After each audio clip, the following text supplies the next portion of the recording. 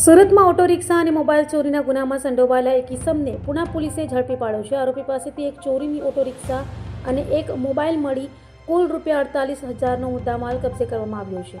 ઉચ્ચ અધિકારીઓના માર્ગદર્શન હેઠળ આ કાર્યવાહી હાથ ધરાઈ હતી અને 3 અનડિટેક્ટ ગુનાનો ભેદ ઉકેલાયો છે. સુરત શહેરમાં વધતા વાહન ચોરી અને મોબાઈલ ચોરીના બનાવોને ધ્યાનમાં રાખી સુરત સિટી પોલીસ દ્વારા કડક કાર્યવાહી હાથ ધરવામાં આવી છે.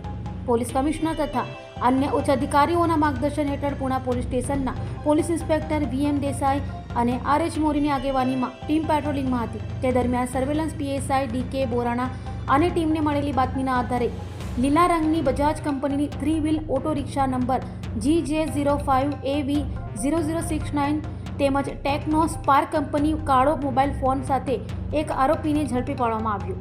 જપ્ત કરાયેલ ઓટો રિક્ષાની કિંમત અંદાજે ₹40,000 અને મોબાઈલની કિંમત ₹8,000 ગણાઈ રહી છે. આમ કુલ ₹48,000નો મુદ્દામાલ કબજે કરવામાં આવ્યો છે. આ કાર્યવાહીથી લીંબાદ પોલીસ સ્ટેશન તથા પુણા પોલીસ સ્ટેશનમાં નોંધાયેલા વાહન ચોરી અને મોબાઈલ ચોરીના કુલ 3 અનડિટેક્ટ ગુનાઓનો ભેદ ઉકેલાયો છે. પોલીસે આરોપી સામે કાયદેસરની કાર્યવાહી હાથ ધરી આગળની તપાસ શરૂ કરી છે.